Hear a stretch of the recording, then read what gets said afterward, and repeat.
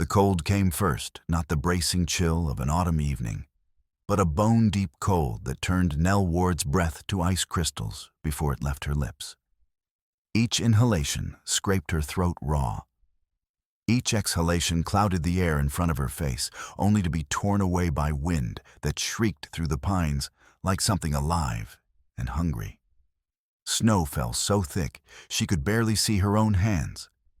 It packed into her eyelashes, forcing her to blink constantly just to keep sight of the ground ahead.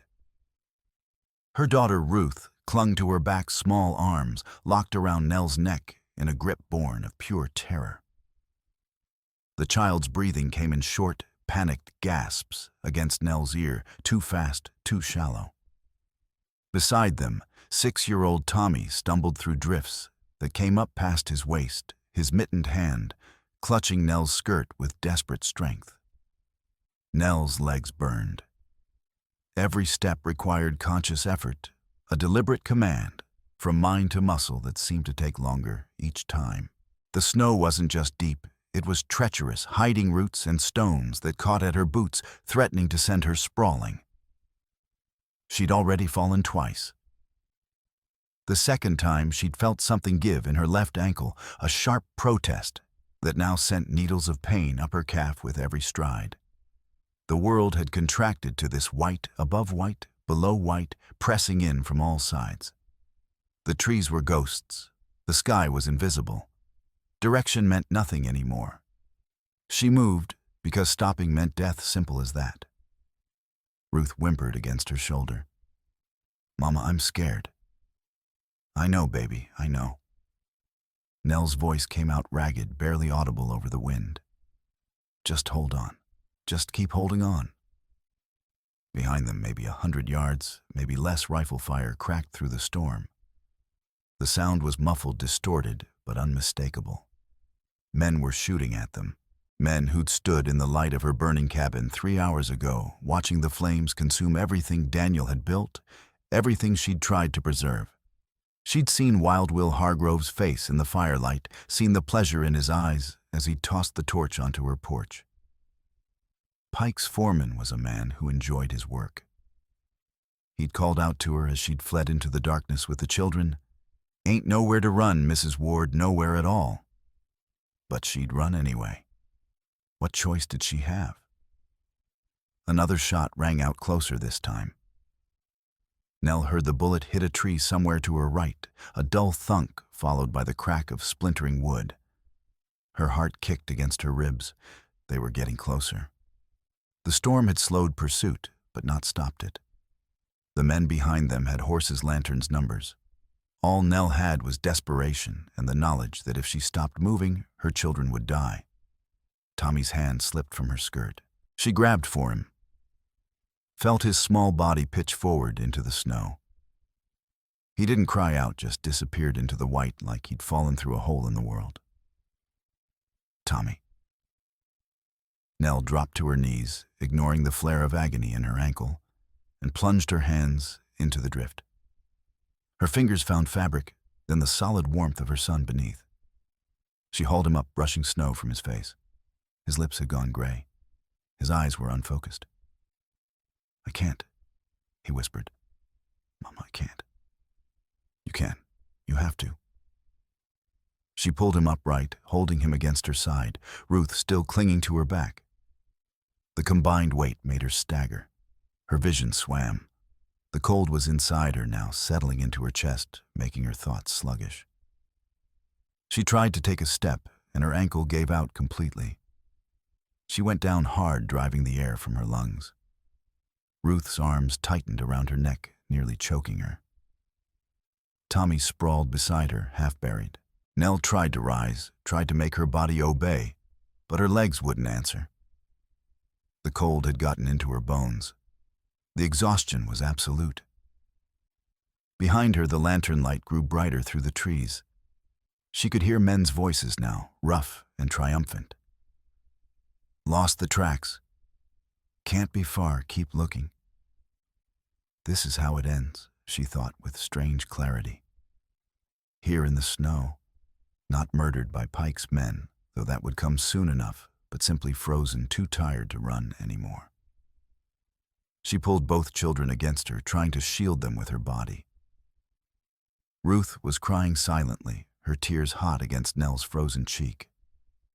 Tommy had gone quiet and still, which frightened her more than screaming would have. Then a shadow moved in the whiteout ahead. Nell's breath stopped. For a moment she thought exhaustion and cold had conjured a hallucination. But the shadow solidified, took form, a man tall and broad-shouldered, moving through the storm with a deliberate, unhurried stride that suggested he knew exactly where he was going. He wore fringed buckskin that hung heavy with moisture, darkened almost to black by the snow. A fur-lined hood trimmed with a few small eagle feathers crowned his head, eagle feathers stark against the pale chaos of the blizzard. His face was broad and weathered copper dark, with high cheekbones, and eyes that caught what little light penetrated the storm, eyes like river stones, smooth and dark and utterly calm. Lakota. Every story Nell had ever heard in Rock Creek crashed through her mind in a single terrible instant. Stories of raids and scalpings of children stolen in the night of settlers found dead with arrows in their backs. Daniel had always said the stories were exaggerations, fear disguised as fact. But Daniel was dead now, beaten to death in Pike's mine, and she was alone with her children. And a Lakota warrior was standing 10 feet away, watching them with those riverstone eyes. She tried to rise, to put herself between the stranger and her children, but her body wouldn't obey. She had nothing left. No strength, no warmth, no options. The warrior didn't speak. He simply looked at her, then at the children, then back toward the bobbing lights of Pike's men threading through the trees. His gaze moved over the scene with the patient assessment of someone reading tracks. Here is a woman at the end of her strength. Here are children dying of cold. Here are hunters closing in. He made a decision. Moving with economical grace, he bent and lifted Tommy from the snow, settling the boy onto his shoulders, as though he weighed nothing at all. Then he looked at Nell and jerked his chin, once a command so clear it needed no translation. "Follow me." Nell stared at him. Trust a stranger, trust a Lakota warrior, when every white person in Rock Creek had warned her against exactly that, but the alternative was freezing to death or facing Hargrove's guns. And something in the warrior's eyes, some quality of steadiness, of deliberate calm, made her believe he wasn't going to hurt them. She grabbed Ruth tighter, planted her good foot beneath her, and forced herself upright. The warrior had already turned, moving through the snow with long strides. Nell limped after him, each step a white-hot spike of pain through her ankle. But she kept moving. He led them to a fallen cottonwood, an ancient giant that must have come down years ago, its massive trunk split open lengthwise by lightning or rot.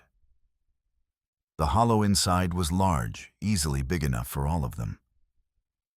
The warrior ducked low and disappeared into the opening. Nell dropped to her knees, pushed Ruth ahead of her, and crawled in after dragging her sodden skirts behind her like a cursed anchor. Inside, the space opened up surprisingly large, the wood smooth and dry, despite the storm raging outside. The curved ceiling arched overhead like a cathedral. The air smelled of old wood and earth, but it was still, protected, almost warm by comparison to the killing cold beyond. The warrior was already working. From a pouch at his belt, he pulled materials with swift efficiency, a piece of flint, a steel striker, a small bundle wrapped in oilcloth. He unwrapped the oilcloth to reveal dry bark and tinder he'd kept protected from moisture.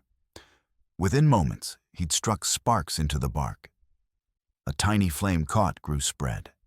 He fed it carefully with small twigs, then larger pieces of deadwood that lay scattered inside the hollow. The fire took hold, small but steady, and the orange light transformed the darkness into something almost safe. Nell pulled both children close, her whole body shaking now that she'd stopped moving. Ruth burrowed into her side, still crying silently. Tommy had gone frighteningly quiet, his small face blank and waxen. Outside, she heard the searchers passing hoofbeats muffled by snowmen's voices raised in frustration.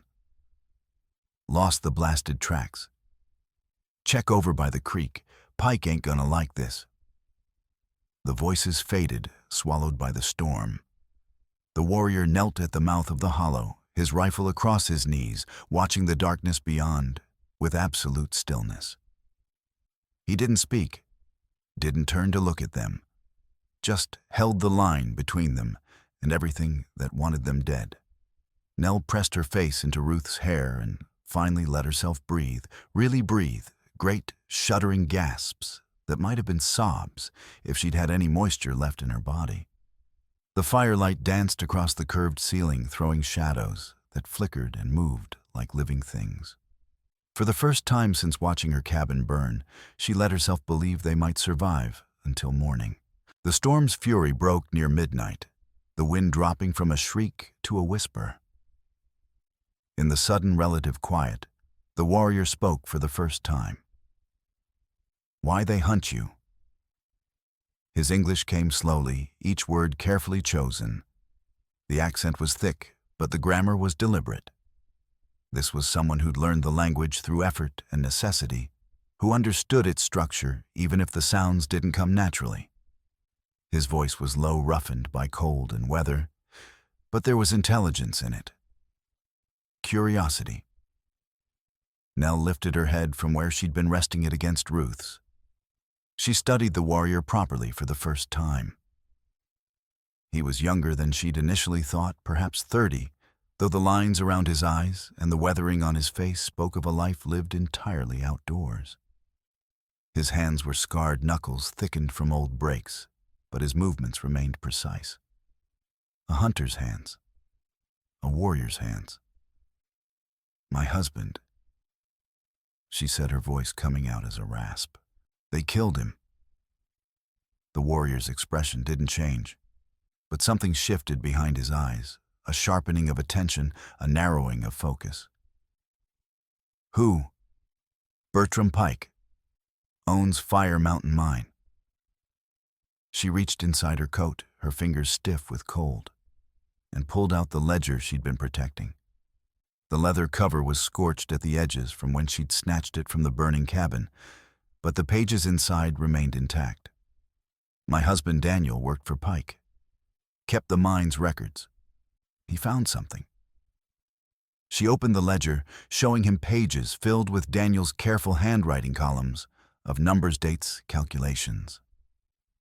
The warrior leaned closer, studying the pages with focused intensity. His gaze moved across the notations with the same careful attention she'd seen him use when checking the storm, when choosing their path. This was a man who observed, who processed, who missed nothing. Daniel realized the numbers didn't match. Nell continued. Pike was reporting one amount of ore to the territorial government, but Daniel's records showed something different. Pike was stealing skimming ore, selling it privately, avoiding taxes, and he was digging tunnels beyond the legal claim boundaries. She turned to another section, pulled out a folded paper. "Daniel made this map. Shows where all the shafts really go." She spread the map across her lap. The sketch showed the valley, the creek winding through it, and the mine shafts radiating out from Fire Mountain like the legs of a spider. Several lines extended well beyond the marked claim boundaries, crossing into unmarked territory. The warrior touched one of those lines with a scarred finger, tracing it slowly. His jaw tightened almost imperceptibly. "This land," he said quietly. "Treaty land. Lakota land." "Yes." He was silent for a long moment, his fingers still resting on the map. Then, "River is poison now. Fish die. Water tastes like metal. Children cough when wind blow from mountain." "I know." Nell's throat ached. Daniel was going to report everything to the territorial marshal in Yellowstone. He had proof Pike was breaking the law, stealing from the government, violating treaty boundaries. But before he could send word, her voice caught. She forced it steady. Pike had him killed. How you know? Because I saw Daniel's body. The memory rose up sharp and terrible. They said it was an accident, a rock fall in the mine. But Daniel's wounds were wrong. He'd been beaten. His skull was crushed from behind. His hands were... She stopped, swallowed hard. His hands showed he'd fought back. That's not what happens in a rock fall. The warrior watched her face with those steady riverstone eyes. Doctor signed paper? Yes, Dr. Roland Briggs, town doctor. She could see Roland's face in her mind, the guilt in his eyes when he'd handed her the death certificate. He said it was an accident, said Daniel died, instantly didn't suffer. But I could see he was lying. He wouldn't meet my eyes. His hands shook when he gave me the paper. You ask him truth. I begged him. The bitterness in her voice surprised her. I went to his office 3 times. Told him I knew something was wrong, that the wounds didn't match what he'd written. He just kept saying he was sorry, that he'd signed what he'd seen, that there was nothing more he could tell me. She looked down at the ledger. He was too frightened. Pike owns half of Rock Creek, owns the sheriff, owns the mayor, owns most of the businesses. Anyone who crosses him ends up ruined or dead. The warrior nodded slowly, his expression thoughtful. After a moment, he touched his chest. My name, Wikasa, White Elk Band. He gestured toward the darkness beyond the hollow tree. My people winter north of here, in the ravine where creek cuts through rock. I'm Nell, Eleonora Ward. These are my children, Ruth and Tommy. Wikasa inclined his head slightly toward each child in turn, a gesture of acknowledgement that held more dignity than many formal introductions Nell had witnessed in town. Then his expression darkened. My cousin Yansa, he lose brother 2 moons ago. Pike's riders say boys steal horses. But Yansa say no. Say they shoot his brother for walking on land. Pike claim now. Leave him in tall grass for crows. Nell felt something cold and hard settle in her chest. Did anyone investigate? Wikasa's mouth twisted in something that wasn't quite a smile. Who investigate dead Lakota boy who asked questions? He paused. Sheriff come, look at body. Say boy was horse thief. Write him book shot while running from lawful arrest. Then he leave. That's murder. Yes. Wikasa met her eyes. But only white man's murder is called murder. Lakota death is just correction of problem. The bitter truth of it hung between them. Nell looked down at Daniel's ledger, at the proof of Pike's crimes, carefully documented in her husband's methodical hand. All these numbers, all this evidence, and Daniel was dead anyway. Because he'd tried to do the right thing. Because he'd believed the law meant something. Pike tried to buy my homestead, she said quietly. Week after Daniel died, came himself all dressed up like a gentleman, offered me money. Said it would help me and the children move on, find a fresh start somewhere else. But I knew what he really wanted to make sure I couldn't prove what Daniel found. So I told him no. What'd he do then? Nothing. For a while. She pulled Ruth closer. The girl had finally fallen asleep, exhausted beyond fear. Then 3 nights ago, Wild Will Hargrove came, Pike's foreman. Brought 4 men with him. They had torches. Told me I had one last chance to sell, to hand over any papers Daniel had left behind. I said no again. She swallowed hard. Hargrove smiled. Told his men to burn it. I grabbed the children and ran for the back door. Got out just before the roof collapsed. The ledger and map were in my coat. I'd been sleeping with them, hidden there, afraid someone would come looking. Wikasa studied her face for a long moment. Then he stood and moved to the mouth of the hollow tree, peering out into the darkness. The storm had settled into a steady snowfall, heavy but no longer blinding. Pike's men make camps now. he said, pointing toward the ridgeline. I see smoke before we come here. 4, maybe 5 camps. They spread out to search when light comes. We can't stay here, can we? No. He turned back to look at her. When sun rises, they find tracks. Maybe not fast, but they find. And this tree, he touched the blackened wood above the fire opening, is known place. Hunters use it. They will look here. Nell felt desperation tighten around her chest. Where can we go? I don't know this country. I don't know where. You come to my people.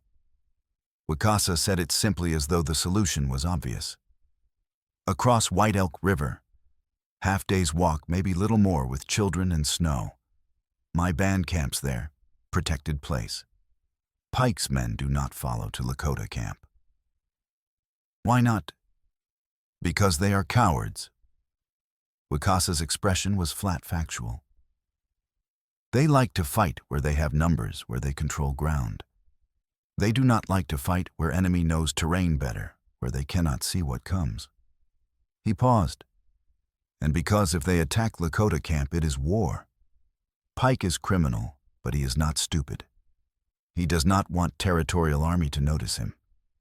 Nell looked at her sleeping children, then at the Lakota warrior, who'd saved them from the storm. Everything she'd been taught said not to trust him, that going to a Lakota camp was walking into danger worse than Pike's men.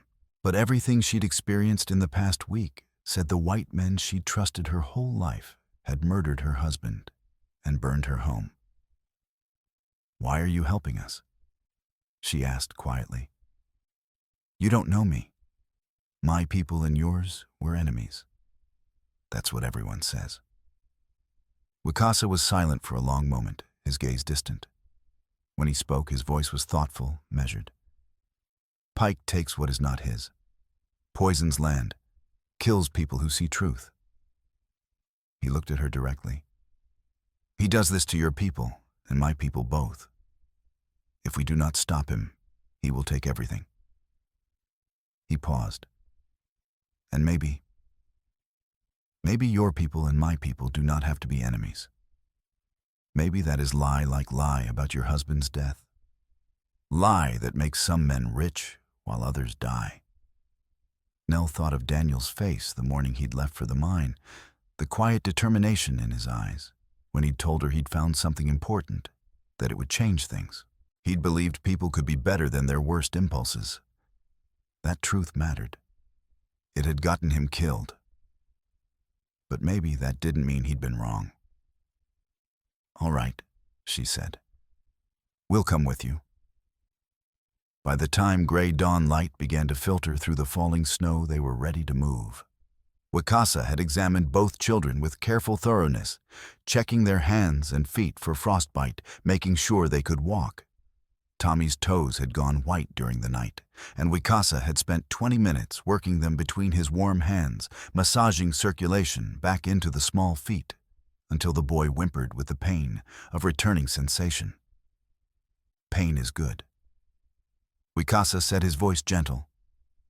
Means feet wake up. No pain means feet dying. He'd pulled off his outer tunic, heavy buckskin, decorated with intricate beadwork, and wrapped it around Tommy's legs for extra warmth. The boy looked up at him with wide, solemn eyes.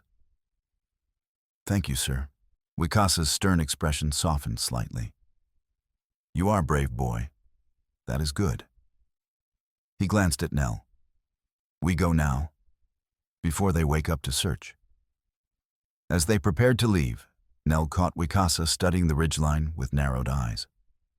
She followed his gaze and felt her stomach sink. Thin columns of smoke rose against the gray sky, 5 or 6 of them evenly spaced, marking camps in a loose perimeter. They've surrounded us, she said. They try. Wikasa's tone was unconcerned. But snow covers tracks from last night. They know where we were, not where we go. He shouldered his rifle and helped Tommy onto his back. We move fast. Stay close. Step only where I step. The White Elk River cut through the valley floor like a wound in white flesh, a wide expanse of gray ice threaded with black cracks that looked like veins under translucent skin. Standing on the bank, Nell felt her breath catch. The ice looked thin, treacherous. Through the clearer sections, she could see dark water flowing beneath, deceptively fast. Wicasa stood at the edge, studying the surface with the concentration of a man reading a battlefield. His eyes tracked the patterns in the ice, noting the color variations, the texture, the way snow had drifted across certain sections. "Ice is weak in center where current is strongest," he said quietly. "We cross upstream where water is more shallow, ice is thicker, but still dangerous. Must go slow, spread weight." Nell looked at Ruth, at Tommy. Both children were already shivering despite the layers they wore. The thought of taking them onto that ice made her stomach clench. "Can we find another way? Other crossing is day's walk south. We do not have day." Wicasa glanced back the way they'd come. "And I hear horses now. They find something." Nell strained to listen.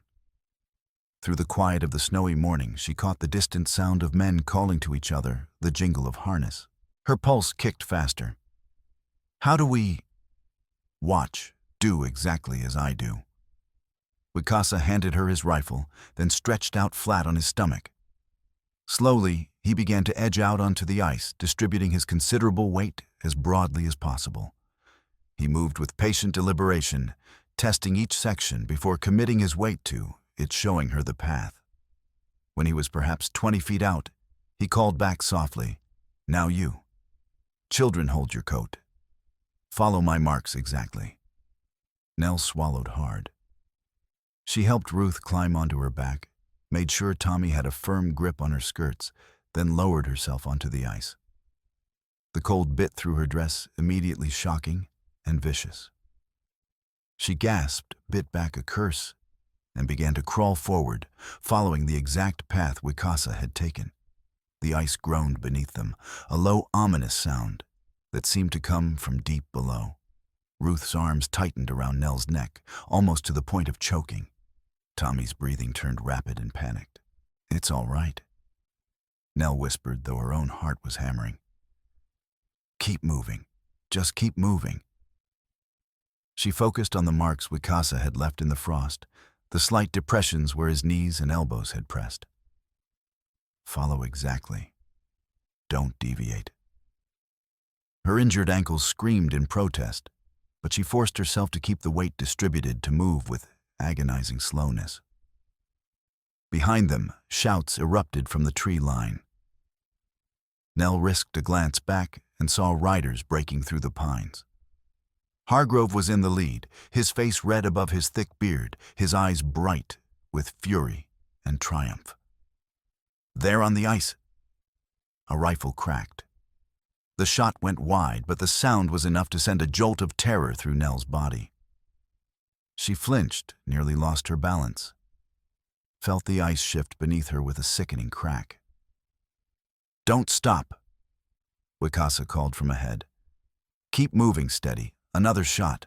This one hit closer. Nell heard the impact against the ice somewhere to her left, felt the vibration travel through the surface. The children whimpered. She forced herself to keep crawling inch by terrible inch. More shots rang out a volley now as multiple men fired from the bank. The bullets kicked up sprays of ice chips and frozen splinters. One passed so close to Nell's head she felt the air move. She heard Wicasa say something sharp in Lakota, a warning maybe, though she couldn't understand the words. Then one of Hargrove's men, wild with excitement, or drunk on whiskey, or simply stupid with confidence, spurred his horse directly onto the ice. The animal balked immediately, eyes rolling white with instinctive terror. But the rider was having none of it. He drove his spurs in viciously cursing, sawing on the reins. The horse lurched forward. The ice shattered with a sound like cannon fire. Horse and rider plunged through in an explosion of black water and white fragments. The man's scream cut off abruptly as the current pulled him under. The horse thrashed its screams high and horrible, trying desperately to get purchase on the broken edges. But the current was too strong, the cold too overwhelming. Within seconds, both disappeared beneath the surface, leaving only a jagged hole and rapidly spreading cracks. The other riders scrambled back from the bank, their horses wild-eyed and fighting the reins. Hargrove was shouting something, but his men had lost their appetite for pursuit. One dead was enough to make the point. The ice was death. Nell didn't wait to see more. She crawled forward with renewed desperation, her shoulders screaming, her knees scraped raw through her skirts. Wicasa had reached the far bank and was already on solid ground, reaching back toward them. "Come, almost there." The ice groaned again, more ominously this time. New cracks appeared, spreading like frozen lightning. Nell's vision narrowed to tunnel focus. Reach the bank, reach Wicasa's outstretched hand. Don't think about the black water waiting below. Her fingers touched snow, then solid ground. Wicasa grabbed her wrist and hauled her bodily onto the bank, then pulled Tommy up after her, then Ruth. They collapsed in the snow, gasping. On the far side of the river, Hargrove sat his horse, staring at them with impotent fury. His face was purple with rage, but he made no move to follow. Behind him, his men were already turning their horses back toward the trees. "Come on!" Wicasa pulled Nell to her feet. "We are not safe yet. They will look for another crossing." They moved into the shelter of dense pines. After perhaps 20 minutes of hard walking, Wicasa stopped in a protected hollow and gestured for Nell to set Tommy down. "Let me see his feet again." Nell's hands shook as she helped remove Tommy's boots. When she saw his toes, her breath caught. They'd gone waxy white again, the skin mottled and lifeless looking. Wicasa didn't hesitate. He pulled the boy close and pressed Tommy's small feet directly against his bare stomach beneath his remaining shirt, holding them there, despite the shocking cold. His jaw clenched, and Nell could see goose flesh rising on his exposed skin, could see the fine tremors that indicated his own body was losing heat rapidly. "What are you doing?" Nell reached for her cloak. "You'll freeze yourself." "He freezes faster." Wicasa's voice was tight but firm. "He is small. Cold kills small things first." He accepted the cloak she wrapped around both of them, but didn't release Tommy's feet.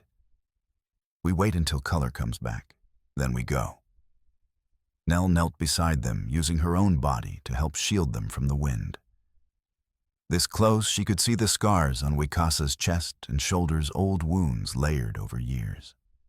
A life lived in violence and survival.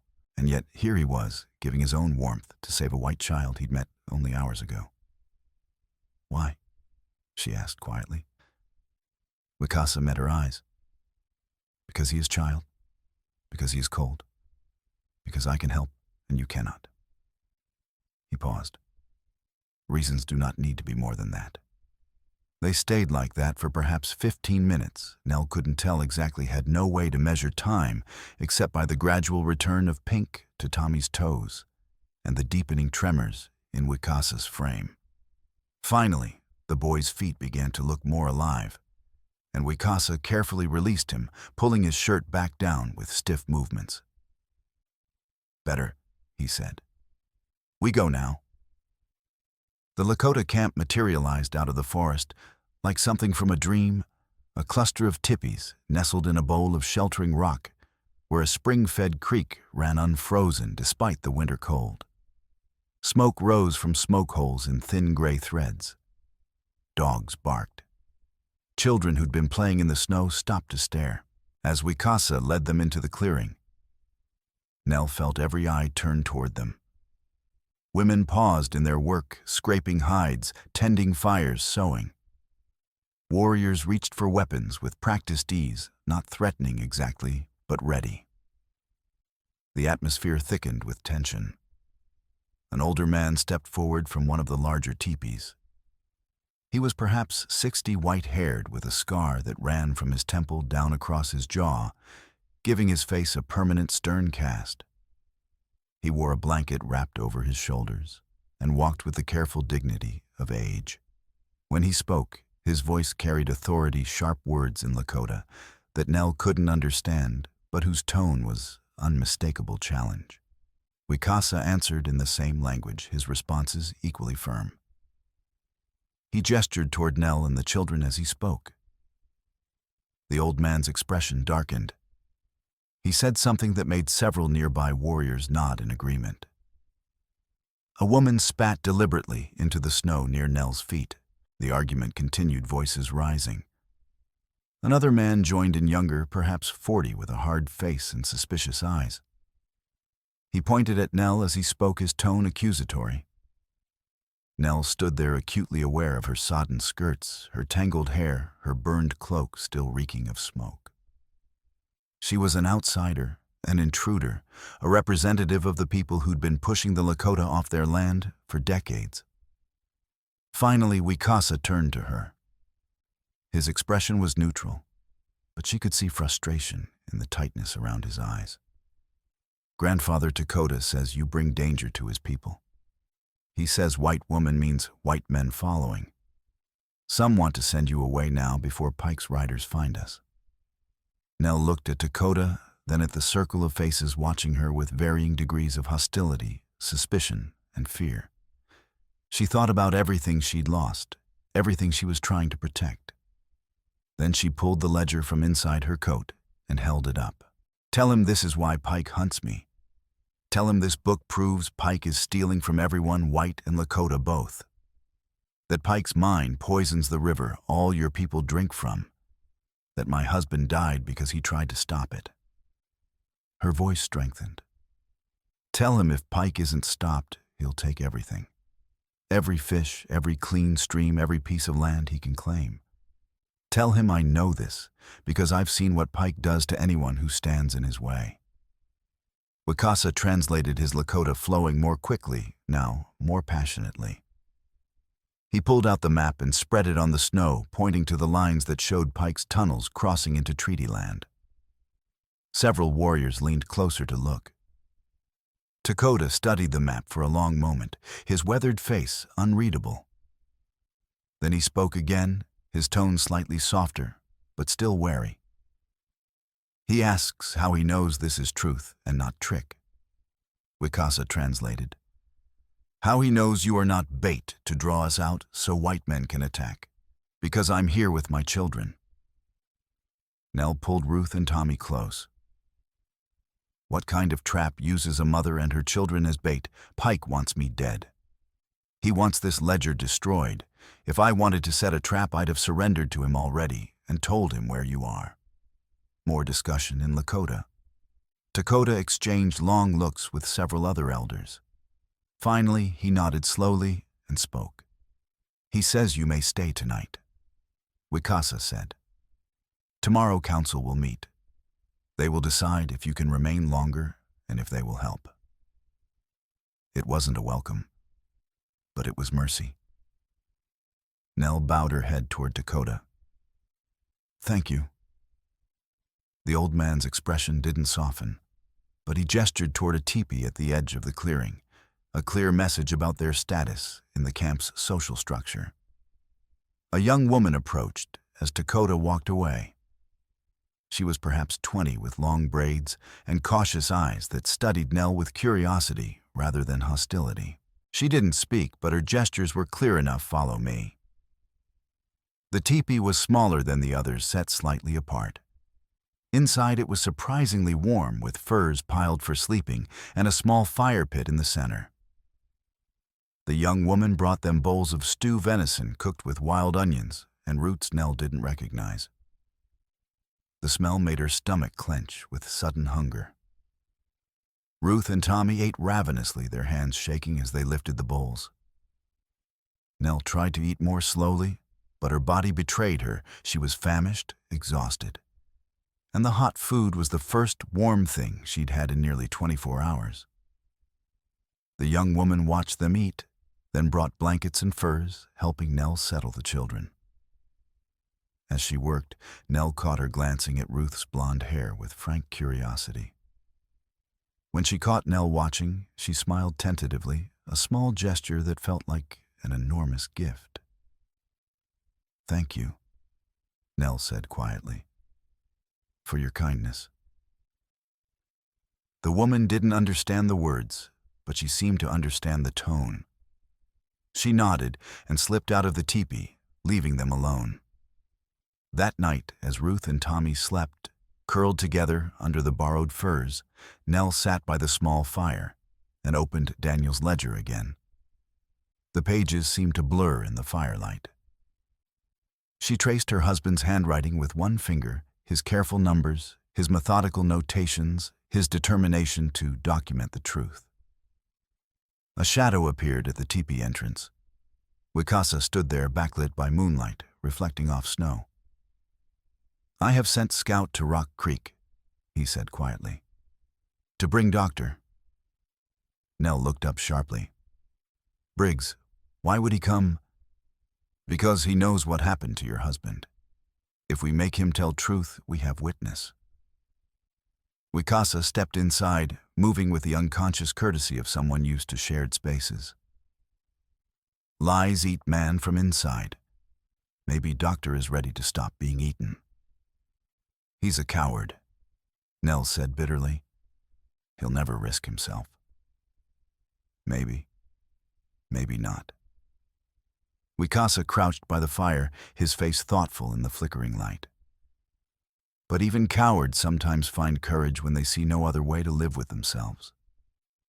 Nell wanted to believe that. She needed to believe it. But she'd seen Roland's face when she'd begged him to tell her what really happened to Daniel. She'd seen the guilt warring with fear in his eyes, and fear had won. "What if he refuses?" she asked. "Then we find another way." Wicasa met her gaze. "But I do not think he will refuse. I think he has been waiting for someone to ask him the right question.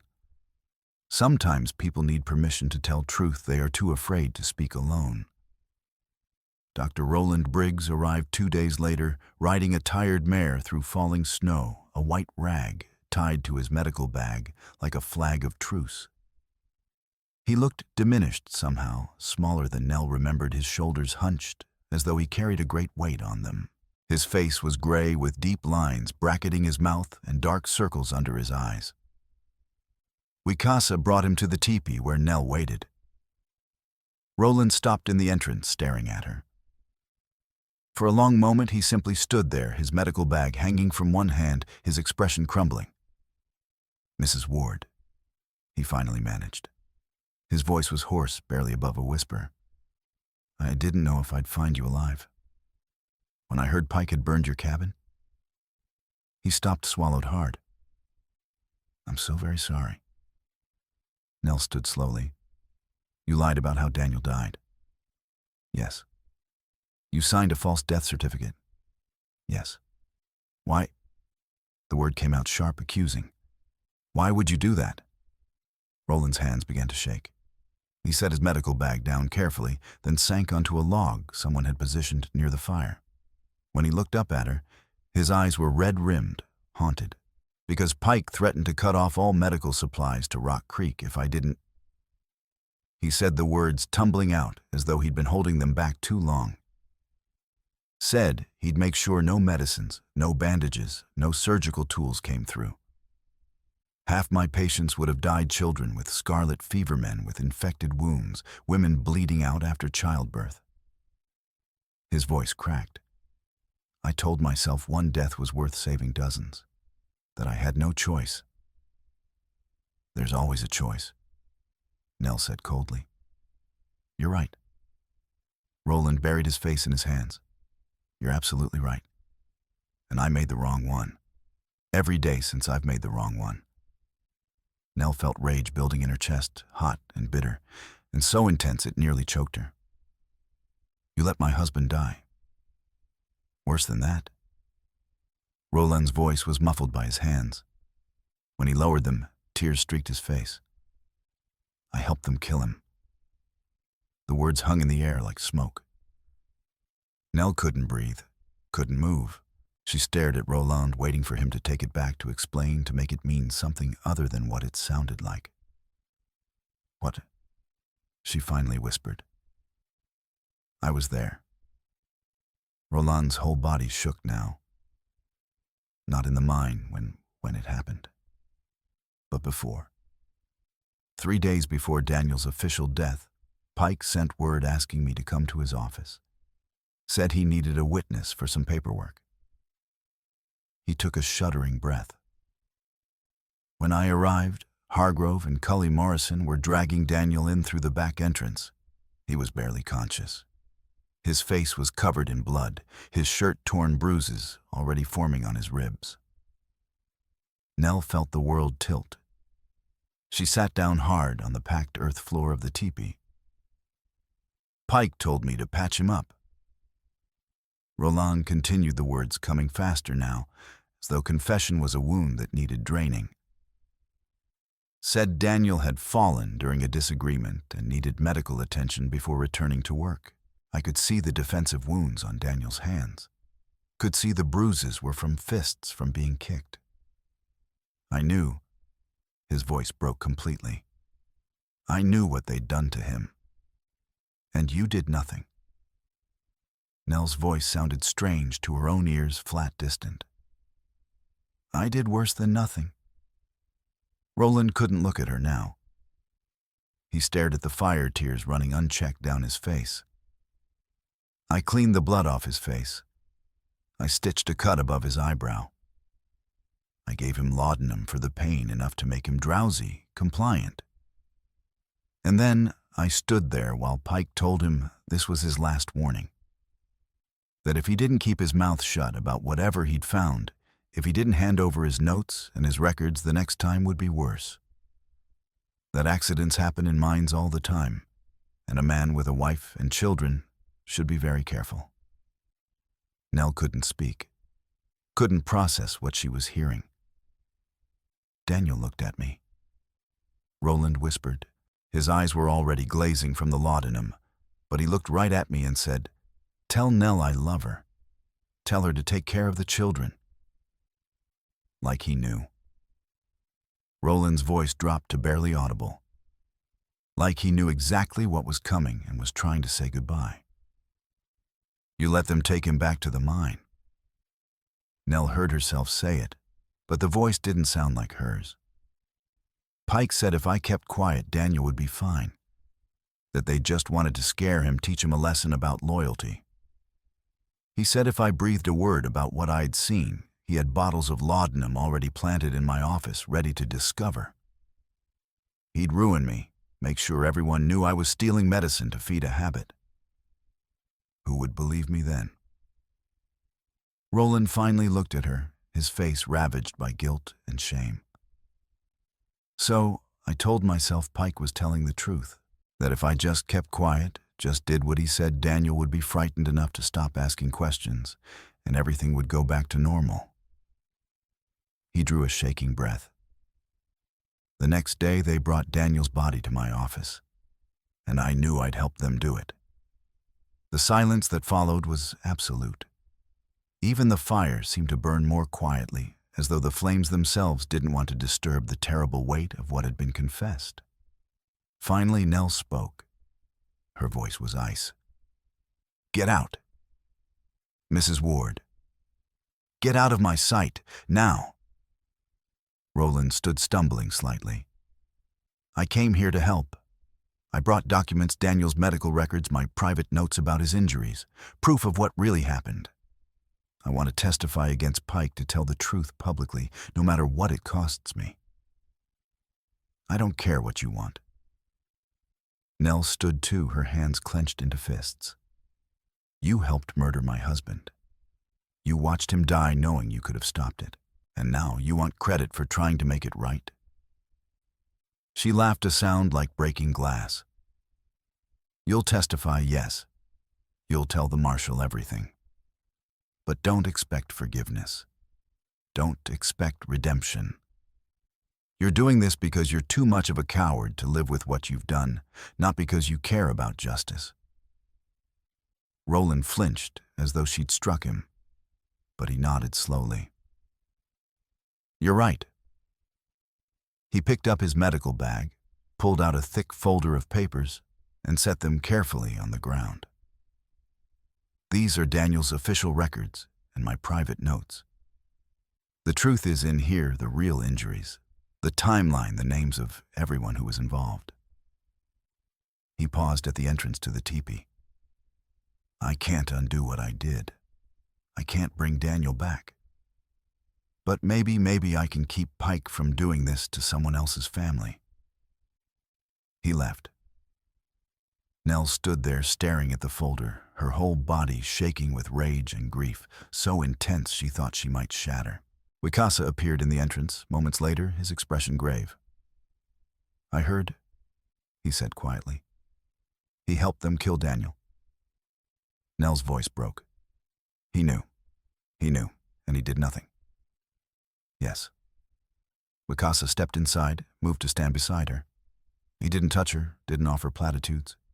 He simply stood there, a steady presence. Now he wants to die, to stop the pain of knowing. Good. Maybe. But he is still useful. Wicasa looked down at the folder. His guilt is weapon. His need to confess is weapon. We use them. I don't want to use him. I want him to suffer. He is suffering. Wicasa's tone was matter of fact. Every moment he breathes, he suffers. You see his face, he is already dying inside. The question is, do we make his death mean something or do we waste it on hate? Nell closed her eyes. She wanted to hate, wanted to rage, wanted to make Roland feel even a fraction of the agony that was tearing her apart. But Wicasa was right. Hate was a luxury she couldn't afford. Fine, she said tightly. We use him, but I never want to speak to him again unless absolutely necessary. That is fair, Wicasa said. Over the next few days, the pieces began to fall into place. Celine Ward arrived at the Lakota camp under cover of darkness, led by the same scout who'd brought Roland. Daniel's cousin was a thin, severe woman of 40, with steel-gray hair and a schoolteacher's sharp eyes. When Nell showed her the ledger and Roland's documents, Celine read through them with growing fury. That murdering man, she said quietly, her hands shaking as she turned pages. That murdering bastard. And everyone in town just accepted it. Just believed Pike's lies. Can you help us? Nell asked. Celine looked up, her eyes fierce. I've been writing to Marcus Finch at the Yellowstone Courier. He's a crusading editor, publishes articles about corruption in the mining camps. I'll send him copies of everything, the ledger, the medical records, your statement. She paused. Even if Pike silences us here, the story will get out. The territorial government will have to respond. Pike controls the telegraph in Rock Creek, Wicasa pointed out. He will stop any message. Then we'll use the postwriter, Celine said. Sam Fletcher owes me a favor I taught his daughter to read after the school board said she was too slow to learn. He'll carry letters to Yellowstone without telling anyone in town. It was a thread of hope, thin but real. Meanwhile, Wicasa gathered warriors willing to stand with them. His cousin Yansa was first to volunteer, a young man with a scarred cheek and burning eyes who'd lost his brother to Pike's men.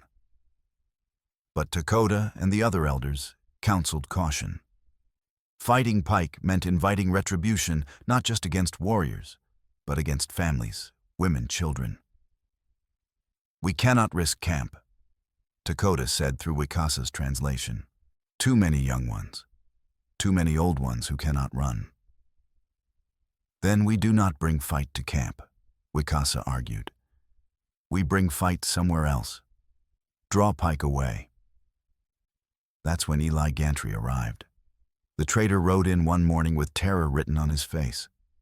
He'd done business with the Lakota for years, trading flour and tools for furs and beadwork, maintaining a careful neutrality. But Pike's men had found him. They offered me silver. Gantry confessed, standing before Dakota's fire, his hat in his hands. Told me to reveal where your camp is. Said if I didn't help them, Pike would burn my warehouse, ruin my business. Said I'd never trade in this territory again. He swallowed hard. I told them I'd think about it. Then I rode straight here. Yansa lunged for him, knife drawn. Wicasa caught his arm, held him back. Why you come now? Wicasa demanded. Why not just betray us? Because I couldn't live with it. Gantry's voice shook. You've never cheated me, never lied to me.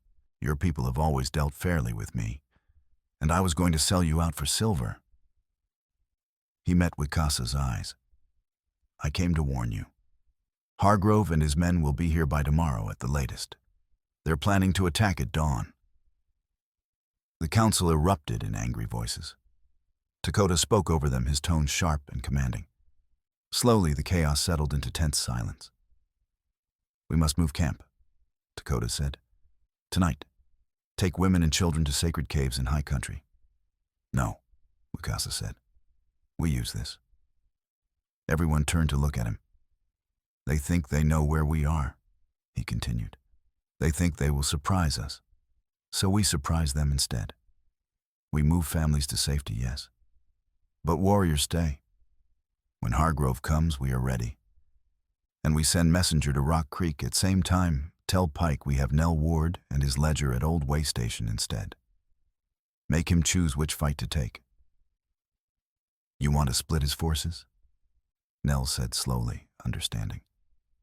Yes. And while he chases us while he is distracted, Celine sends letters to Yellowstone. Gets truth out before Pike can stop it. It was a dangerous plan. But it was better than waiting to be attacked while families slept. Dakota considered for a long moment. Then he nodded. We do this, but we do it my way.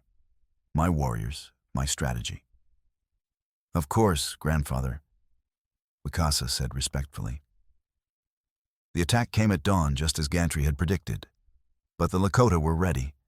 Nell woke to gunfire not close, but echoing through the ravine from the direction of the old camp.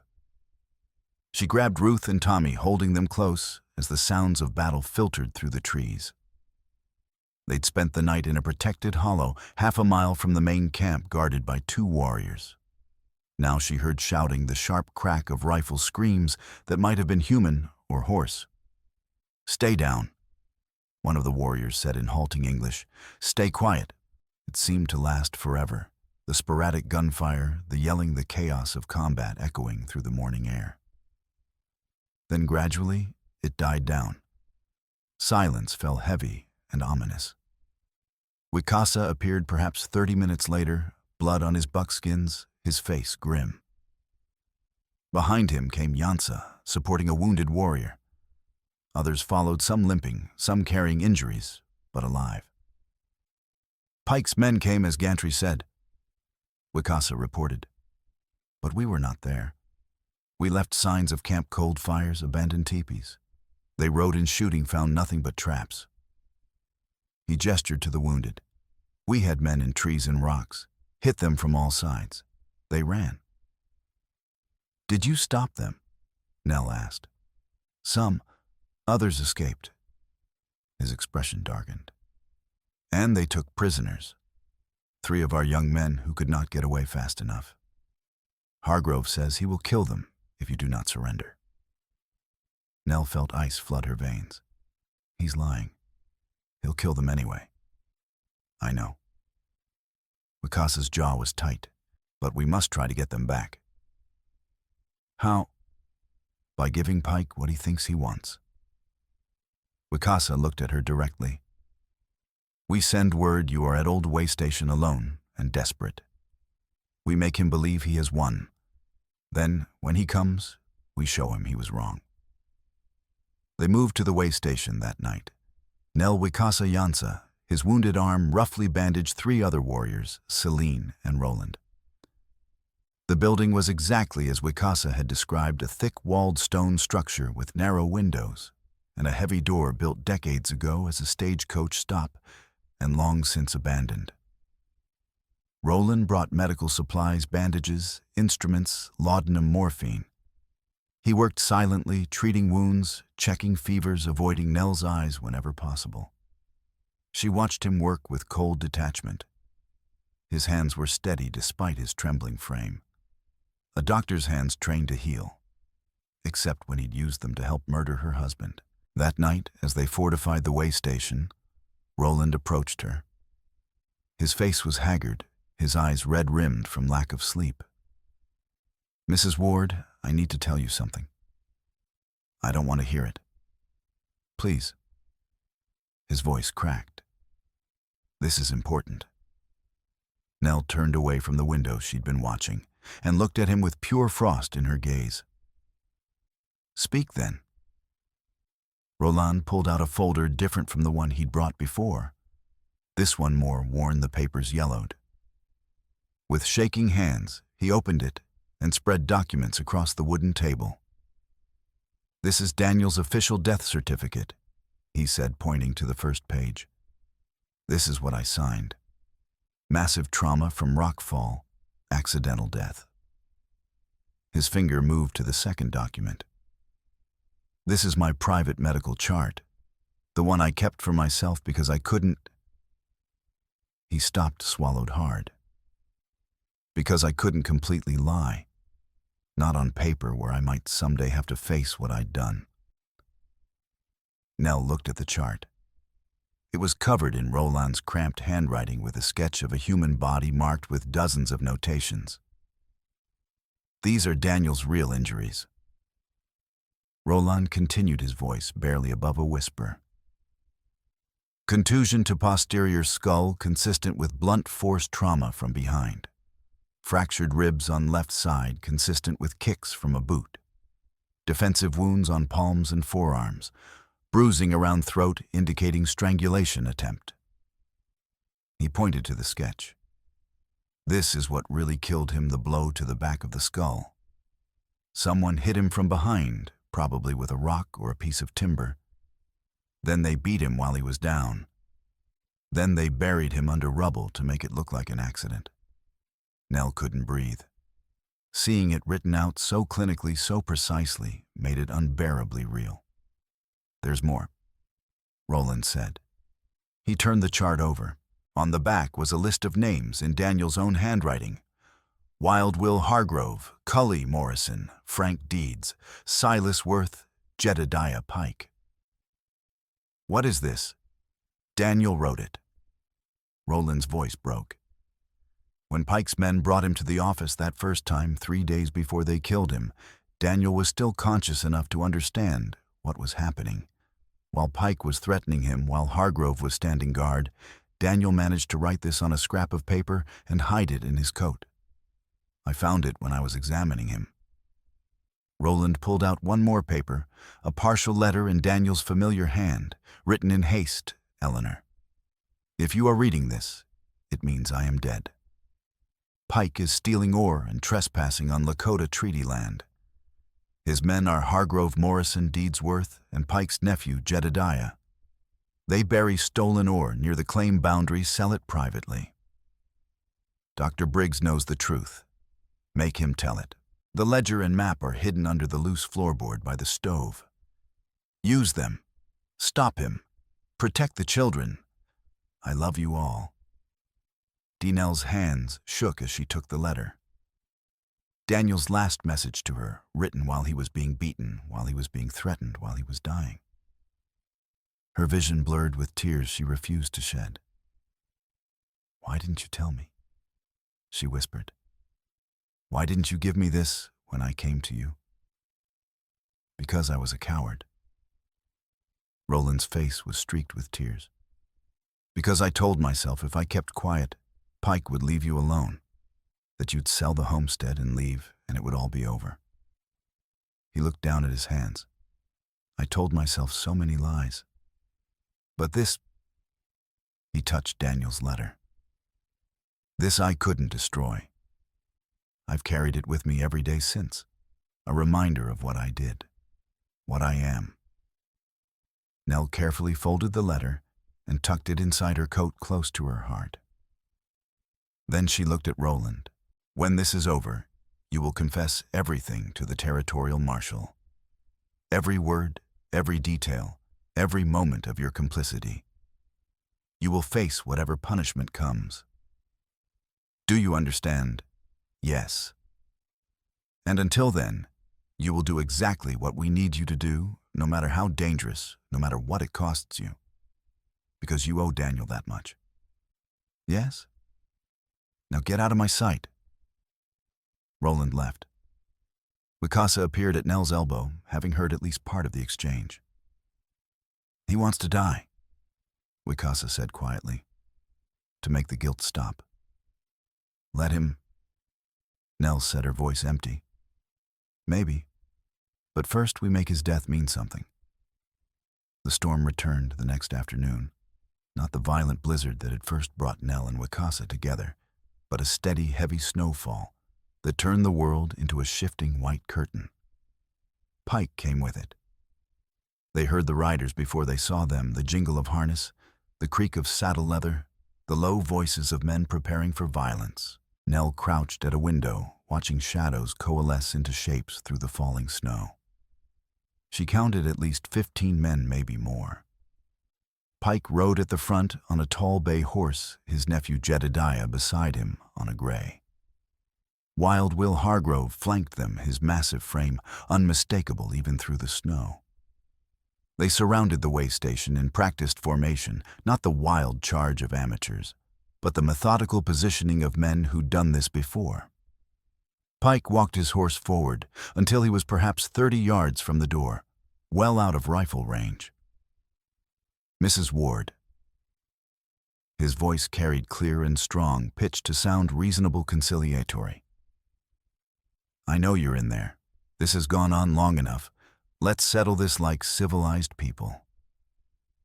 Inside, Wicasa signed for everyone to stay low, stay quiet. Nell kept her rifle trained on Pike's chest, knowing the range was too far, but finding comfort in the sight picture anyway. I'm a reasonable man, Mrs. Ward, Pike continued. I understand you're upset about your husband's death. But this running off with savages stirring up trouble, it isn't going to bring him back. It's only going to get you and your children killed. Nell felt her finger tighten on the trigger. Wicasa's hand came down gently on the barrel, pressing it toward the floor. Not yet, he murmured. All I want is my property. Pike's voice remained smooth, almost friendly.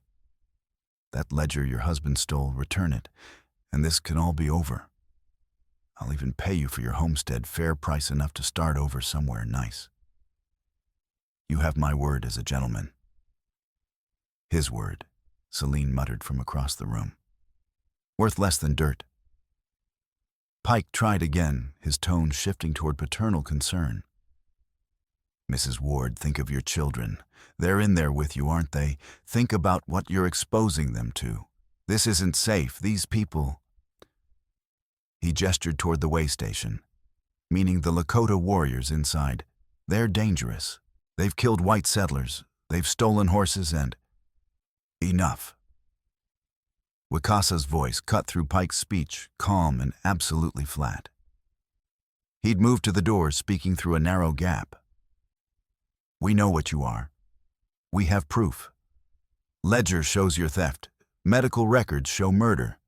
We have names, dates, witnesses. Marshall is coming from Yellowstone. You are finished. A long silence followed. When Pike spoke again, all pretense of reasonableness had vanished. So that's how you want to play this? His voice was cold now, laced with fury. Fine. I was hoping to avoid unpleasantness, Mrs. Ward, but you've made your choice. He turned to Hargrove. Burn them out. The men moved with swift efficiency. They'd brought a wagon loaded with green brush and oil-soaked rags prepared for exactly this. They rolled it against the way station's north wall, the side with the most cracks in the mortar. Torches were lit and tossed into the wagon. Within moments, thick smoke began billowing up the stone wall and seeping through gaps in the masonry. Inside, the air turned acrid almost immediately. Nell started coughing, her eyes streaming. Across the room, Tommy began to cough two harsh, painful sounds that racked his small frame. Ruth buried her face in Nell's skirts, trying to breathe through fabric. Yansa and another warrior moved to block the worst gaps with wet cloth, but the smoke was relentless. It poured in thick and choking, filling the single room with a gray haze that burned the lungs and blinded the eyes. "We need water." Celine gasped, her voice rough. "To soak more cloth." Roland ran to the old hand pump in the corner, a mechanism that drew from a well beneath the building. He grabbed the handle and began pumping furiously. For a moment, water gushed out clean and clear. Roland started filling buckets. A rifle shot cracked from outside. The pump handle exploded in a shower of wood and metal fragments. Roland jerked back with a cry, splinters embedded in his hand and forearm. Water spilled uselessly across the floor, draining away between the floorboards. "Can you fix it?" Nell asked desperately. Roland examined the shattered mechanism, his face pale. "Not without tools we don't have. The valve housing is destroyed." The smoke thickened. Nell felt her chest tightening, her breath coming in short, ineffective gasps. The children were in worse shape. Tommy's coughing had turned constant. Ruth was wheezing. If they didn't get out soon, they'd suffocate long before the flames reached them. "The powder keg." Wikasa said, his voice tight from smoke inhalation. He pointed through a narrow window. "Outside. They have one beside wagon. When smoke drives us out, they blow door and kill anyone who runs." "Can we shoot it from here?" Nell asked. "Not through smoke and snow. Too much interference." "Then someone has to go out there." Nell looked around the room at smoke-wreathed faces. "Someone has to move that keg before they can use it." In the terrible silence that followed, everyone understood what that meant.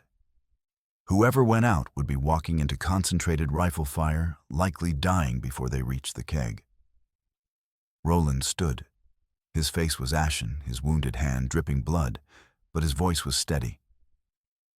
"I'll go." "Doctor," Wikasa began. "It should be me." Roland pulled Daniel's medical chart and half the copied ledger pages from inside his coat and tucked them securely into his shirt against his skin. "If I don't make it, you still have the original ledger. Someone has to survive to testify, or this was all for nothing." He looked at Nell. For the first time since his confession, he met her eyes directly. "I can't undo what I did. I can't bring Daniel back. But maybe I can keep Pike from destroying anyone else's family." Nell wanted to feel triumph or vindication or satisfaction. Instead, she just felt tired. "Don't miss," she said. Roland's mouth twisted in something that wasn't quite a smile. "I'm a doctor, Mrs. Ward. I understand anatomy. I know where to aim." He wrapped a wet cloth over his nose, and Mouth took a knife from the table and accepted a pistol from Wikasa. Then he moved to the back door. His hand hesitated on the latch for just a moment. "Tell my sister I'm sorry," he said quietly. "Tell her I tried to do right at the end." Then he kicked the door open and plunged into the storm. Through the smoke-hazed window, Nell watched Roland's dark figure struggle through the snow toward the burning wagon. He'd made it perhaps 10 feet when the shooting started. The first bullet hit the ground near his feet, kicking up snow. Roland ducked, stumbled, kept moving. A second shot took him in the side. Nell saw him jerk, saw his hand go to his ribs, saw blood bloom dark against his coat. But he didn't go down. "Get down!" Someone was shouting, maybe Hargrove, maybe one of Pike's other men. "Get him down!" More shots. Roland was running now, or trying to a lurching, desperate sprint through drifts that came up to his knees. A bullet hit his shoulder, spinning him halfway around. He fell, caught himself, crawled forward. He reached the wagon. Through the smoke and flames, Nell could just make out his movements, grabbing the powder keg, trying to tip it, his wounded body fighting gravity and weight. A bullet hit the wagon inches from his head. Another hit him, this time in the back, low on the right side. He cried out a sound of pure agony, but somehow he kept moving. With the last of his strength, Roland shoved the keg off its perch. It tumbled into deep snow just as another bullet found him, this one in the chest. He crumpled beside the wagon, motionless. For a heartbeat, nothing happened. Then the world exploded. The powder keg detonated, either from a stray spark from the burning wagon or a lucky shot Nell would never know. The blast was enormous, a geyser of fire and snow and smoke that threw men and horses in every direction. The concussion hit the way station like a fist, rattling the windows, shaking dust from the rafters. In the chaos that followed, Wikasa moved. He slipped out the side door before Nell could react, using the smoke and confusion as cover. She watched him disappear into the whitest shadow among shadows, moving with the patient precision of a hunter closing on prey. "What do we do?" Celine asked, her voice ragged from smoke. "We wait," Nell said, though her hands shook. "And we trust him." Seconds stretched into minutes. Outside, she could hear shouting, cursing, the screams of injured men. Pike's voice rose above the chaos. "Regroup, damn you all, regroup." Then gunfire, close and sharp. A man's scream cut short. Through the thinning smoke, Nell saw movement. Two figures grappling in the snow, one massive and brutal, one lean and fast. Hargrove and Wikasa. They fought like animals, all technique abandoned in favor of pure survival. Hargrove had weight and reach, his thick arms, trying to crush, to overpower. Wikasa moved like water-slipping grips, using the bigger man's momentum against him. They crashed together, separated, came together again. Hargrove pulled a knife, a big Bowie blade that flashed in the storm. He lunged, surprisingly quick for his size. Wikasa twisted, but not fast enough. The blade caught his upper arm, drawing blood. Wikasa's face remained absolutely calm, focused. He circled, waiting. Hargrove lunged again, overcommitting, putting all his weight behind the thrust. Wikasa sidestepped, caught Hargrove's wrist, twisted. The big man's hand opened involuntarily, the knife falling. Before Hargrove could recover, Wikasa had his own blade out, a shorter knife. But the man wielding it knew exactly what to do with it. Wikasa drove the blade up under Hargrove's ribs with surgical precision, once, twice, angling for the heart. Hargrove's eyes went wide. He tried to speak, but only blood came out. He swayed, took a half step backward, and collapsed into the snow. Pike saw it happen. Saw his enforcer fall, saw his men scattered and injured, saw the chaos his certainty had become. Panic flashed across his face, naked and undeniable. He wheeled his horse toward the trees, abandoning his men, thinking only of escape. Nell didn't think. She grabbed her rifle, ran to the doorway, and raised it to her shoulder. The world narrowed to the sight picture: Pike's back, his horse's hindquarters, the distance between them. She remembered Wikasa teaching her that first night in the hollow tree. Breathe. Squeeze, don't pull. Let it surprise you. The rifle kicked against her shoulder. Through the smoke, she saw Pike's horse stumble, its front leg buckling. Pike flew from the saddle, hitting the snow hard. He tried to rise, his face twisted in pain and shock, but his arm hung at a wrong angle. Lakota warriors emerged from the trees, men who'd been tracking Pike's group, waiting for the right moment to strike. They moved in quickly, efficiently disarming the scattered miners who'd survived the blast and the brief, brutal fight. It was over. Nell ran to Roland's body, Celine beside her. The doctor lay crumpled near the burned-out wagon, his face turned to the falling snow. His eyes were open, unseeing. Blood pooled beneath him, already freezing in the cold. Nell knelt in the snow. She'd hated this man, had wanted him to suffer for what he'd done to Daniel. And he had suffered every moment of carrying that guilt, every heartbeat of living with his cowardice. And in the end, he'd found a way to make it mean something. He died trying to make it right. Celine whispered, tears freezing on her cheeks. It doesn't make him a hero, Nell said quietly. But it's something.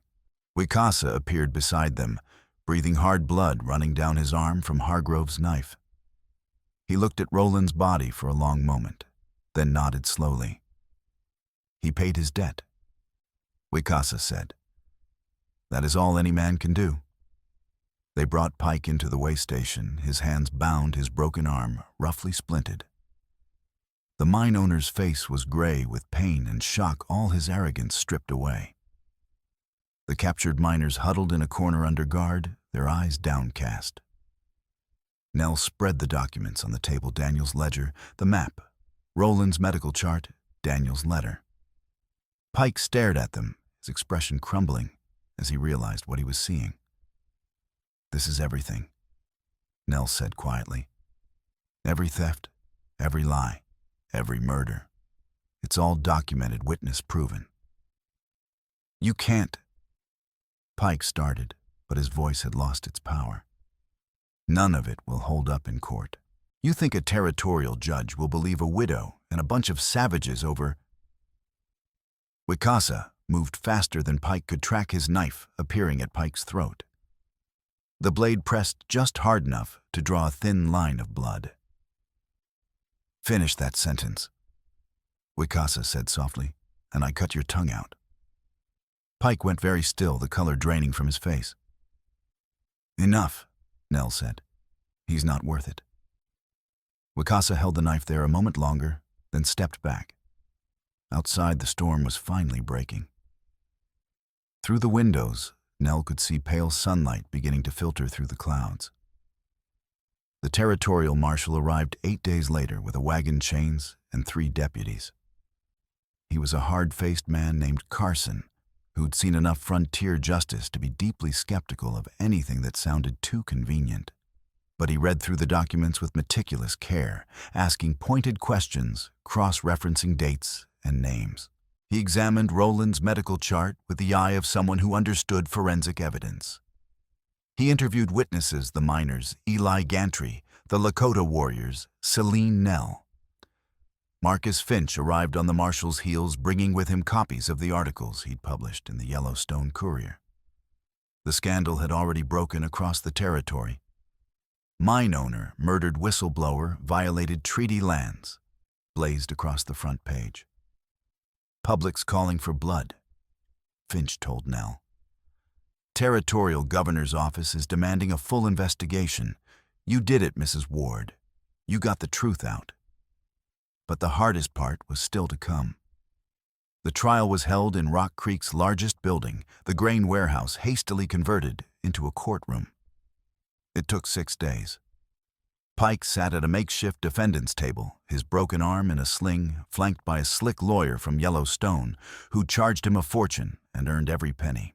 The lawyer was good. He attacked every piece of evidence, questioned every witness's credibility, suggested alternate explanations for everything. But the evidence was overwhelming. Nell took the stand and walked the jury through the ledger page by page, explaining how the numbers proved systematic theft. She produced Daniel's letter, read it aloud in a steady voice, while tears she wouldn't allow to fall burned behind her eyes. Celine testified about Daniel's character, about the threats Pike had made, about the fear that had gripped Rock Creek for years. Eli Gantry, sweating and terrified, described the bribes and threats Pike used to keep people silent. Several miners corroborated his testimony, speaking of wages stolen and complaints ignored. Wicasa testified about the poisoned river, the sick children, the treaty boundaries Pike's tunnels had crossed. Dakota and 2 other Lakota elders spoke through an interpreter about Yansa's brother, about other young men who died in accidents that were never investigated. The medical evidence was damning. A doctor from Yellowstone examined Roland's chart and confirmed that Daniel's wounds were inconsistent with a rock fall. "These injuries indicate deliberate violence," he stated. "Someone beat this man to death, then attempted to conceal it." And then came the final blow. Daniel's body was exhumed. The second examination confirmed everything Roland had documented: the crushing blow to the back of the skull, the defensive wounds, the pattern of injuries that spoke of murder, not accident. The jury deliberated for 7 hours.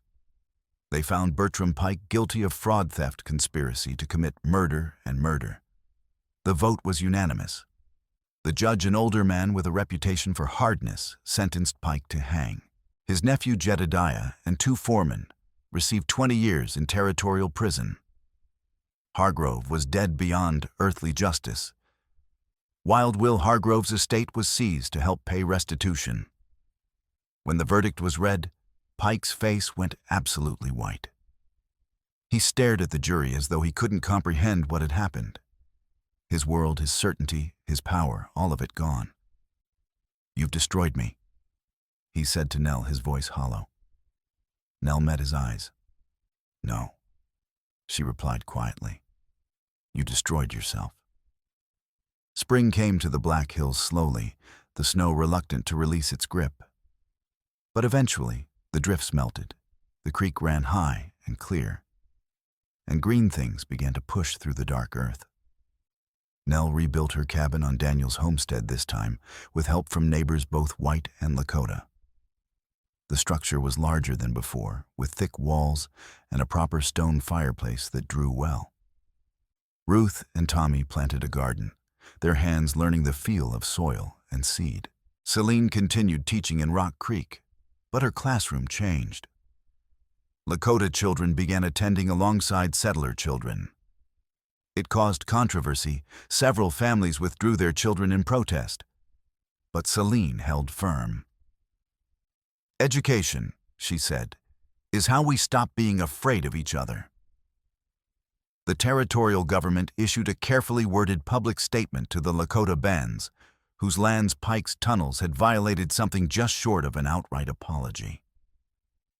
It came with no reparations, no land returned, but it was acknowledgement. A first small step toward something better. But the question of how people would actually live together remained. The answer came from an unexpected place. Celine, sorting through Roland's effects, found a draft agreement tucked into his medical bag. It was written in Daniel's handwriting, dated 2 weeks before his death. Proposed shared use agreement for White Elk Creek Valley. The undersigned parties agree to the following terms for the mutual benefit and protection of all residents. 1. Lakota bands may graze horses and hunt game in the meadowlands along White Elk Creek during specified seasons with advance notice given to homesteaders. 2. Homesteaders agree to respect hunting grounds and not to fence or claim land beyond their recorded boundaries. 3. Both parties agree to share information about weather conditions, predators, and outside threats. 4. Disputes will be arbitrated by a neutral third party agreed upon by both sides, with decisions binding. 5. Both parties agree to stand together against speculators, claim jumpers, and outside companies attempting to exploit the valley's resources. This is not a treaty between governments. This is an agreement between people who must share the same land and water. Daniel had believed it was possible, had worked out the details, had tried to build something that could last. Nell read it with tears burning her eyes. This was so like him. Practical, thoughtful, seeing solutions where others saw only problems. "Let's try it," she said to Celine. "Let's see if his hope was misplaced." The signing took place under the cottonwoods near the hollow tree on a morning in late April when the air smelled of growing things. The snow had finally melted completely, revealing brown grass that would soon turn green and wildflowers waiting to bloom.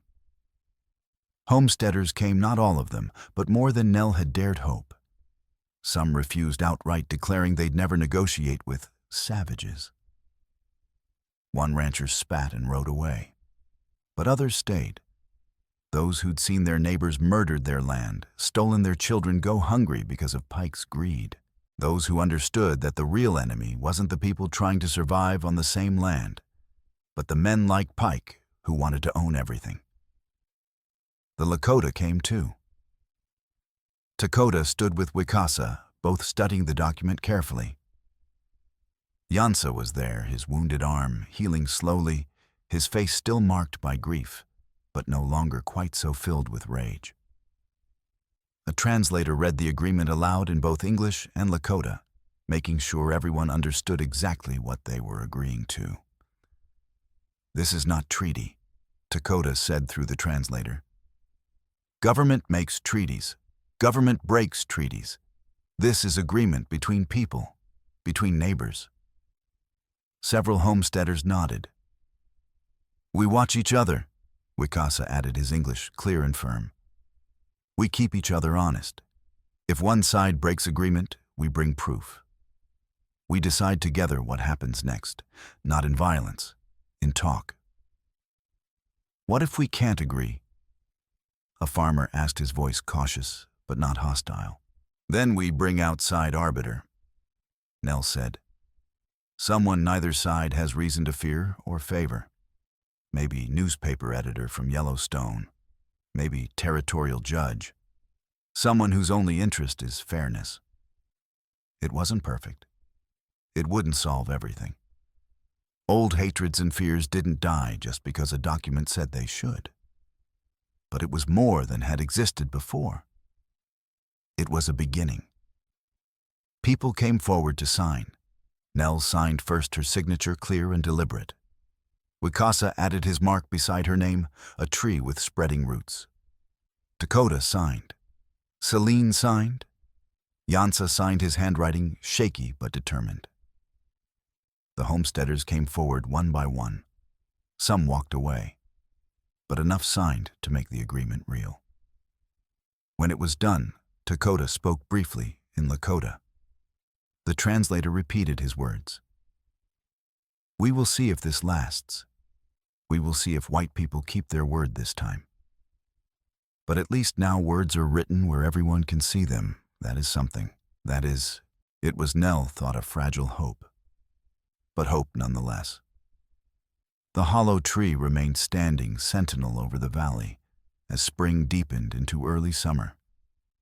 Its blackened interior bore the marks of the fire that had saved their lives, char marks on the ceiling, smoke stains on the walls. One evening in May, Nell took the children back to the tree. She wanted them to remember it, to understand the place where their lives had changed. She built a small fire in the hollow, just as Wicasa had done that first terrible night. The flames caught quickly, their light warm and steady. Ruth traced the char marks with one finger, her expression thoughtful. "Why did he help us, Mama?" she asked. "Mr. Wicasa, I mean. When we were strangers." Nell considered the question carefully. "Because he saw people who needed help," she said finally.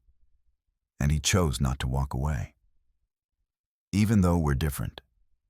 Yes, even though we're different. Maybe especially because we're different." Tommy poked at the fire with a stick. "Is he our friend now?" "I think so," Nell said. "Yes." As if summoned by the conversation, she heard hoofbeats in the gathering dusk. Wicasa appeared at the entrance to the hollow tree, leading a pack horse loaded with supplies, flour from the trading post, dried meat, a bolt of cloth Celine had requested. He paused at the entrance, snowmelt dripping from pine branches above. Despite the season's warmth, his dark eyes meeting hers across the fire. "Saw smoke," he said, his English more fluid now after months of practice. "Wanted to check." "We're remembering," Nell said simply. Wicasa nodded. He unloaded the pack horse and brought the supplies inside, stacking them with care. The children watched him with easy familiarity now, all fear long since replaced by trust. Will you stay for supper? Nell asked. Yes. They ate together in the firelight venison stew with wild onions bread. Nell had baked that morning tea sweetened with precious honey. The children chattered about the garden, about the foal born at a neighbor's homestead, about the books Celine was teaching them to read. Wicasa listened, his expression calm, occasionally asking questions in his careful English. When Ruth showed him a drawing she'd made of the hollow tree, he studied it with genuine attention and said it captured the curves exactly right. When the meal was finished and the children had fallen asleep by the fire, Tommy curled against Ruth's back. Like always, Nell and Wicasa sat in comfortable silence watching the flames. The agreement is holding, Nell said after a while. For now. Do you think it will last? Wicasa fed another stick to the fire, his movements unhurried. I think people want it to last. That is different than it lasting. But want is where everything begins. What happens when someone breaks it? Then we find out if agreement is stronger than breaking.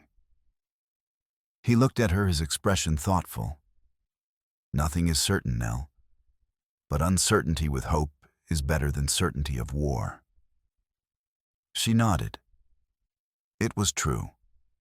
The valley wasn't peaceful, not really. There were still arguments, still suspicious looks, still grief that would take generations to heal. But people were talking, sharing information, helping each other during storms and sickness. Do you ever think about that night?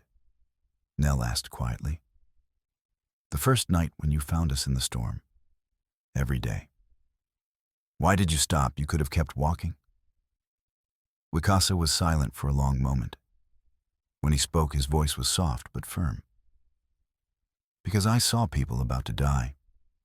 And I thought, if I walk past them, if I leave them to storm and to men hunting them, what does that make me? He paused. It makes me the kind of man who can walk past dying children. I do not want to be that man. Most people would have walked past. Then I do not want to be most people. He met her eyes across the fire. Besides, you had information that proved what Pike was doing. Saving you was saving my people too. Things can be two truths at once. Nell smiled slightly. Yes, they can. Outside, the world continued its slow turn towards summer. The meadows' greened wildflowers bloomed, the creek sang with meltwater. The hollow tree stood as it had stood for decades, would stand for decades, more patient, enduring a reminder of the night, when a Lakota warrior had seen a mother and her children dying in a blizzard, and had chosen to turn a dead tree into shelter. Nell watched Wicasa bank the fire for the night, his movements economical and sure. She thought about the space between them, smaller now than it had been months ago, but still careful, still respectful of boundaries neither was quite ready to cross. They had no luxury for grand declarations or sweeping romance. There were crops to plant, fences to mend, agreements to uphold, communities to rebuild. The work was endless and often thankless. But there were moments like this, shared meals and quiet conversations, the comfortable silence of two people who'd survived something terrible together. Trust earned through action rather than words. Respect built on watching each other make hard choices and seeing them through. Wicasa rose to leave. At the entrance to the hollow tree, he paused and looked back. Same time next week, he asked. Yes, Nell said. Same time. He nodded and disappeared into the twilight, leading his horse toward the creek, where the boundary between their worlds was drawn and redrawn every day, through small acts of cooperation and understanding. Nell pulled the sleeping children closer, listening to their steady breathing. Through the opening, she could see the first stars appearing in the darkening sky. The same stars that had watched the world turn for millennia, indifferent to human struggles and triumphs alike. The valley was not safe. The future was not certain. But they were alive, they were free. and they had built something worth protecting. And sometimes, she thought, as the fire burned down to embers, and the night settled around them like a benediction, sometimes that was enough.